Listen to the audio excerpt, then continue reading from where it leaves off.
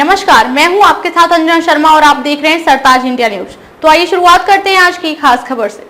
महाराष्ट्र की राजनीति में एक बार फिर हिंदी भाषा को लेकर सियासी बहस ने तूल पकड़ लिया है। पहली कक्षा से हिंदी को अनिवार्य भाषा बनाने के आदेश के बाद हुए विरोध के बीच राज्य सरकार ने त्रिभाषा नीति का अपना आदेश रद्द कर दिया है। यह मामला अब एक बड़े राजनीतिक घटनाक्रम के रूप में उभर रहा है, जहां देवेंद्र फडणवीस की सरकार ने अपने कदमों को एक मास्टर स्ट्रोक बताया है, जबकि विपक्षी दल और विशेषकर उद्धव ठाकरे इसे बड़ी राजनीतिक चाल समझ रहे हैं। मामला तब शुरू हुआ जब महाराष्ट्र सरकार ने 16 अप्रैल को एक आदेश जारी किया, जिसमें राज्य के अंग्रेजी और मराठी भाषा के स्कूलों में पढ़ने वाले कक्षा 1 से 5 तक के छात्रों के लिए हिंदी को तीसरी अनिवार्य भाषा घोषित किया गया। इसके बाद कई वर्गों और संगठनों ने इस निर्णय का विरोध शुरू कर दिया है। विरोध इतना तेज हुआ कि सरकार को 17 जून को संशोधित आदेश जारी करना पड़ा, जिसमें हिंदी को वैकल्पिक भाषा बनाया गया। हालांकि विरोध थमने का नाम नहीं ले रहा था। विपक्षी पार्टियों ने 5 जुलाई को एक बड़ा विरोध मार्च आयोजित करने की घोषणा की, जो इस मुद्दे को राजनीतिक रंग देने लगा। ऐसे में सरकार ने इस मामले में फिर से रुख बदलते हुए त्रिभाषा नीति के सरकारी आदेश को पूरी तरह से रद्द कर दिया और एक नई समिति गठित करने की घोषणा की। इस समिति की अध्यक्षता नामी शिक्षाविद नरेंद्र जाधव को दी गई है, जो आगे की नीति तय करने में अहम भूमिका निभाएंगे। सरकार का दावा है कि यह कदम छात्रों और अभिभावकों की भावनाओं का सम्मान करते हुए बेहतर समाधान खोजने के लिए उठाया गया है। देवेंद्र फडणवीस ने इस पूरे घटनाक्रम को अपनी राजनीतिक समझदारी और मास्टर स्ट्रोक करार दिया है। उन्होंने कहा कि उद्धव ठाकरे ने मुख्यमंत्री रहते हुए डॉक्टर रघुनाथ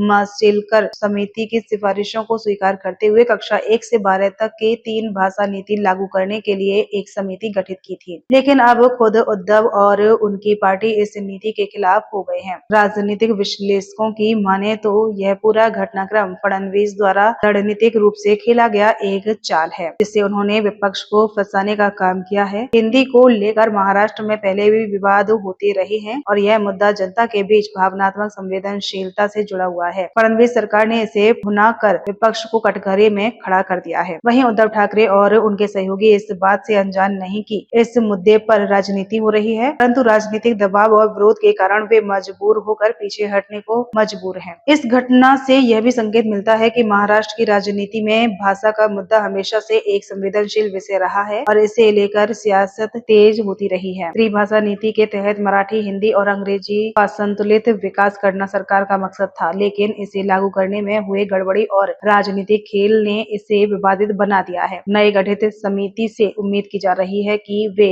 सभी पक्षों की भावनाओं को ध्यान में रखते हुए एक व्यवहारिक और स्वीकार्य नीति का निर्माण करेंगे। नरेंद्र जाधव की अध्यक्षता वाली इस समिति में विभिन्न शिक्षाविद, सामाजिक विशेषज्ञ और सरकारी अधिकारी शामिल होंगे, जो भाषाई विविधता और सांस्कृतिक संवेदनाओं का सम्मान करते हुए बेहतर दिशा निर्देश जारी करेंगे। इस पूरे प्रकरण ने महाराष्ट्र की राजनीति में भाषाई मुद्दों की जटिलता को फिर से उजागर किया है। यह मामला सिर्फ भाषा तक सीमित नहीं रह गया, बल्कि यह राजनीतिक दलों के बीच सत्ता संघर्ष और रणनीतियों का भी दर्पण बन गया है। अगले कुछ सप्ताह में समिति की सिफारिशों और सरकार के फैसलों पर नजर बनी रहेगी, क्योंकि इससे महाराष्ट्र के शिक्षा और राजनीति दोनों क्षेत्रों में महत्वपूर्ण बदलाव हो सकते हैं। खबरों में अब तक के लिए बस इतना ही। फिर होगी आपसे मुलाकात कुछ ऐसी ही खास खबरों के साथ। तब तक के लिए नमस्कार और देखते रहिए सरताज इंडिया न्यूज।